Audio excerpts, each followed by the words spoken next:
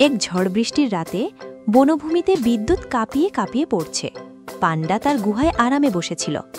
এমন সময় সে দরজার সামনে শব্দ পেল। একটা ছোট খরগোশ জবুধবু হয়ে কাঁপছে। পান্ডা দরজা খুলে বলল, ভেতরে এসো, এখানে নিরাপদ থাকবে। খরগোশ বলল, আমি আমার ছোট ভাইকে হারিয়ে ফেলেছি ঝড়ের মধ্যে।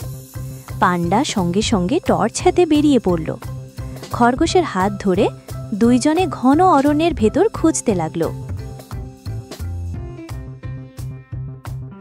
অবশেষে একটা কুঁড়েঘরের নিচে তারা খুঁজে পেল খরগোশের ভাইকে।